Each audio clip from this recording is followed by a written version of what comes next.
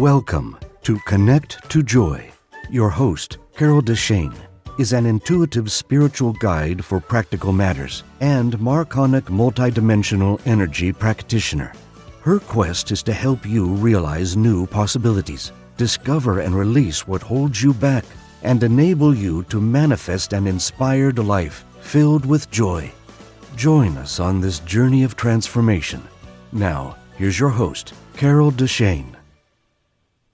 Welcome, beautiful spirits. What has happened to compassion today? Does it seem like it's totally missing to you? Now, in social media and on the news, you just see people screaming at each other, taking sides and being nasty. No one can hear the other person's point of view anymore. No one seems to care about it or where someone else is coming from or what they may be suffering through. We only seem to care that we're right, and we get everyone to agree with us. You couldn't pay me enough to be a customer service representative. I can only imagine what they have to go through. Common courtesy, unfortunately, isn't so common anymore. Kind of like common sense. We don't seem to have filters that stop us from saying rude or obnoxious things to other people and really hurting them sometimes. And people without filters used to be crazy cousin Ermengarde or ancient Uncle Fred. But now almost everyone on the planet seems to be doing the same thing. It used to be funny, or, oh, it's those cute old people that did that. And now no one seems to have been raised with that filter that says, don't say that. That would be hurtful. Compassion literally means to suffer together. And I'm not asking you to do that. But Merriam-Webster says, compassion is a sympathetic consciousness of others' distress with a desire to alleviate it. Today, we're going to talk about why compassion. Is it worth it? The benefits of compassion, self-compassion, which you might not even think of, and how you can get some of it if you need it. 8 different ways to find compassion when you'd rather yell at someone or ignore them, and a compassion exercise I learned many years ago. Let's start with why compassion. When you see the world, does it scare you? With all that's going on, do you feel fear of what's going to happen to you? Do you lash out or stay in your own survival mode, maybe? Maybe you become more of a hermit, so you're safer. Or maybe you see others as a threat to you. And even if you don't, others around you may be acting like this, and you may not know how to cope or what's going on and how to deal with it. Learning to find inner peace amidst the chaos, learning to find empathy for others that are caught up with it, and learning that you don't need to fix anyone, but still be able to offer caring and compassion can be a huge shift in your life. It can really make you feel better about what's going on with you and with the world. You might not only bring yourself some inner peace by offering compassion, but help others at the same time. And sometimes when someone's suffering, all they really need is for you to lend a hand, an ear, or shoulder, and it may not be as hard as you think. A couple of weeks ago, my podcast was all about just letting your light shine, inspired by a friend of mine. How to sit back and not worry that all you're doing is raising your vibration and holding peace and love for the planet. That's enough. Give a listen to that if you're having underlying problems with compassion. That might help you. But in the meantime, let's look at the benefits of compassion. The more you practice caring about others, the easier it'll be to care about yourself and everyone else in your life. Less arguments and misunderstandings, less divisiveness. Now, if you're worried about what others think of you, if you practice compassion for others, other people will really like you more and they'll think really good things about your character. They won't think that you're nasty or opinionated or judgmental because maybe that's where you were. Maybe not. But maybe that's what people will see now, is this kindness and this amazing, compassionate side of you. If you act with compassion, the law of attraction says that when you need it, compassion will come back to you from others. And that's kind of a good benefit, isn't it? Because sometimes we just need that when we're going through a hard time. If you want to make a difference in the world at the end of the day, you'll feel like you did. Another benefit is that your vibration will raise up from the lower bandwidth of anger, anxiety, worry, frustration, or whatever you're feeling, to compassion, which is on the love and peace higher vibrational frequency. You'll make people feel special and heard, And in time, you'll feel better about yourself. The more compassion you show others, the more compassion you'll have for yourself when you don't do something right or perfect, and vice versa. Because we're all human and we all make what we consider mistakes from time to time. So it's nice to have people not judge you and point fingers at you. And same goes for vice versa. According to mybestself101.org, other benefits, according to various studies, find that the benefits of compassion include improvement of our emotional intelligence, our engagement with life, the quality of our relationships, and the lives of those we encounter. And additionally, compassion leads to flourishing, mindfulness, supportive relationships, self-compassion, and recognizing our interconnectedness with others. And those are some pretty great benefits. I want to move on to self-compassion. So what is that? If you think of it as treating yourself the way you would treat your best friend who's having a really bad time, with warmth and understanding, that's what self-compassion is. If you thought that your best friend didn't do their best or they screwed up in some way, you probably wouldn't say, "Hey, you blew it. Yes, you are too old or you are too screwed up to have love or take on that new job." We tell them instead, "Better luck next time," or they just don't know how wonderful you are, and if they did, they'd see you for who you truly are. But do we say things like that to ourselves when something goes wrong? Do we do that with the warmth and understanding and the love that we give to maybe our best friend?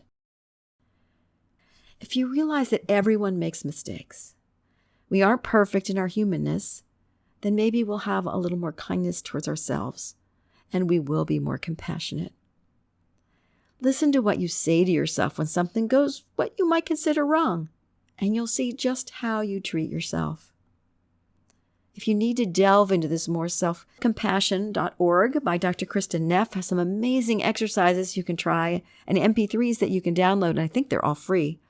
They're on the website under the Practices tab, and again, that's self-compassion.org.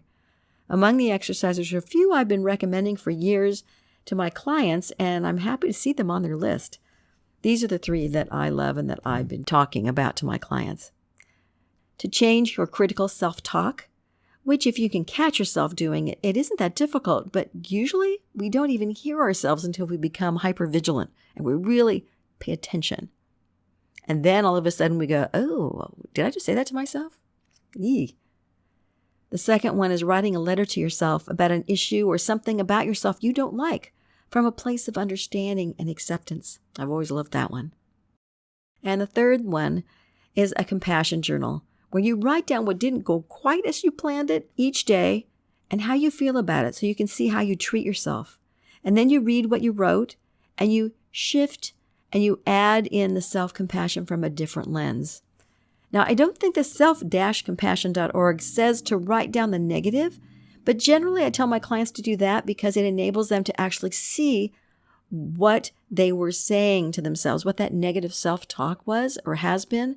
And then they go, "Oh, yeah, I see it." Because if you only go straight to the positive in that journal, you'll go, "Oh, yes, of course, I'm all brightness and light." And I feel like you need to see that negative first in print where you go, "Oh." Then you can cross that out if you want. Just one line through it. So you go, "Nope, canceling that out." And then you write down a new way of being, this new self-compassion that you're working on. Now I'm going to be talking about 8 ways to find compassion when you need it. The first way is to give someone the benefit of the doubt, because a lot of times when you're on texting or even Facebook, you're emailing someone, you can't hear their tone of voice. You don't know if they're kidding or if they're saying something, and you just may take it the wrong way and go, "Huh, well, blah, blah, blah, blah, blah." And if you stop and you think, "Okay, I don't need to go there." If you think compassion for yourself that they aren't necessarily going to do it, or for them that maybe they just didn't realize how they wrote it out, then that will stop a whole misunderstanding right there from the beginning. So give someone the benefit of the doubt. The second thing is to practice kindness. We don't do that nearly often enough anymore in this world. To pull out the warmth and the understanding for someone, to do a good deed when someone isn't in a good place, to take that moment. Step outside yourself if you need to, Because maybe kindness wasn't the first thing you thought of when somebody said something nasty to you or tried to automatically poke you for something because they didn't agree with you and they judged you. So maybe you need to take that moment and find that kindness and put out warmth and understanding. Can't always be easy, I know, but it is something that will work in some situations.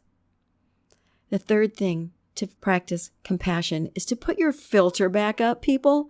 Don't speak without checking in to see if what you're going to say is going to hurt somebody.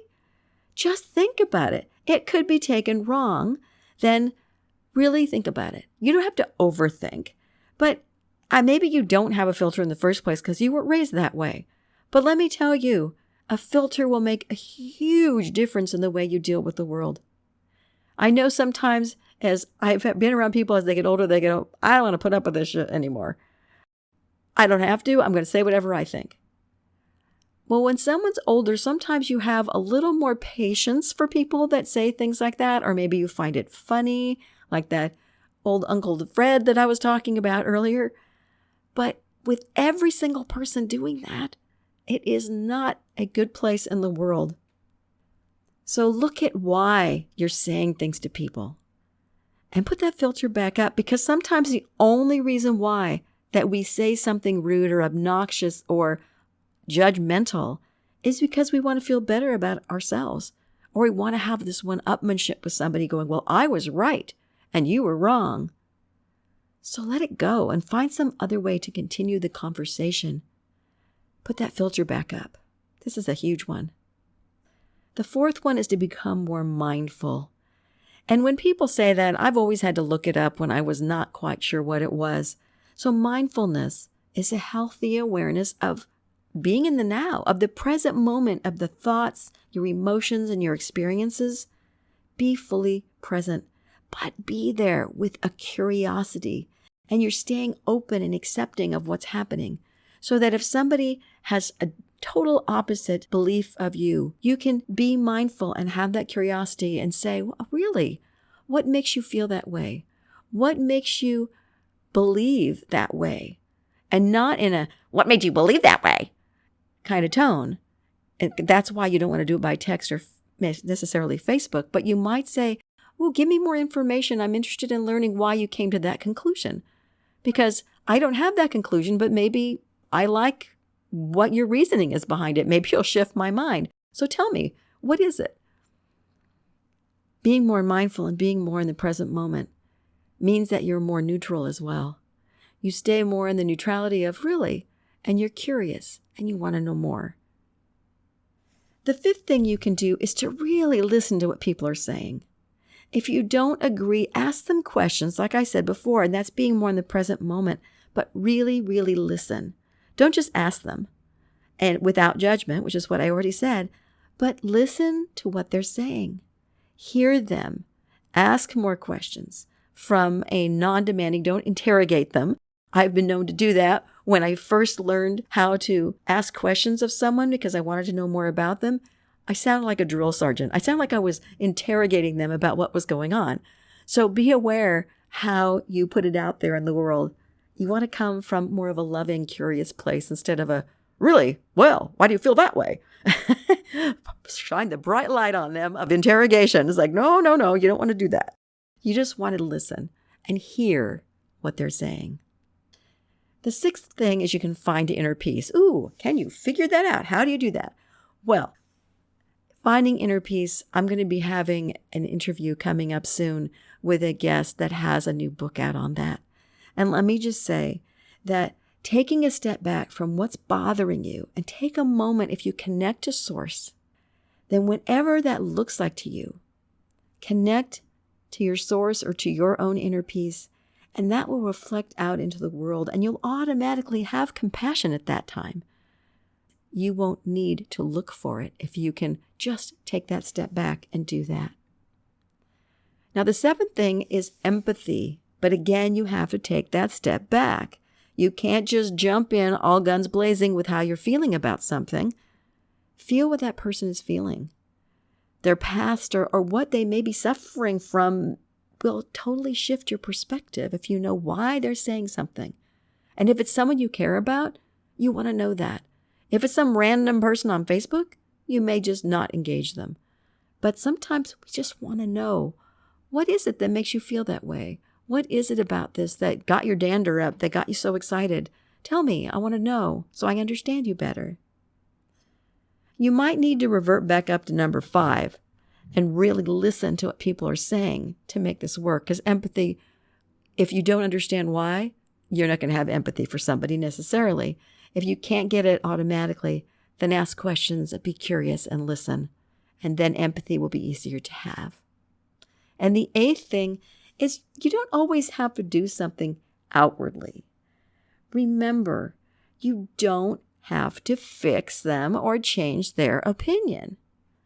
They are entitled to their own journey. Every single person is entitled to their opinion, to their beliefs, even if you look at it and go, "What? Are you nuts? Why are you doing that to yourself? You're believing something that's totally screwing you up and your life looks like it." It doesn't matter. It's not yours to fix, unless the person is your child and they're 8. It's not yours to fix. You can be there for them. You can empathize. You can have compassion. And you can watch them sometimes go up in flames because they have to learn the lessons for themselves. You can take steps if you feel you need to. But literally, even if you do an intervention, you cannot fix that person. You can try and wake them up. But if they're not ready to shift their journey, they won't do it. Sometimes all you can do is send a person love, peace, or seeing them finding what they need. Seeing them being able to have more, to be more, in your opinion, than where they are now. Let me give you an example on this last one. So if you see an argument on Facebook, one person tells their viewpoint and various others agree or disagree, and sometimes they get a little inflamed with the discussion, people get a little nasty. You don't necessarily have to jump in and say something that will turn everyone on you. That's the time to send the people connected to the discussion love or peace or whatever feels right to you. Find compassion for each one of those people in their belief structure. They're each speaking out what they feel is right, maybe without a filter, maybe just out there spewing whatever they believe, but it doesn't matter. No, you don't have to necessarily jump in and say anything. You don't have to give every homeless person you see money if that might be really tough for you. But you can visualize them getting a meal, having a place to sleep that's warm and dry, and whatever they need being supplied by the universe for them. That can be the kind of compassion that you're holding. You can hold that knowledge that they will be okay.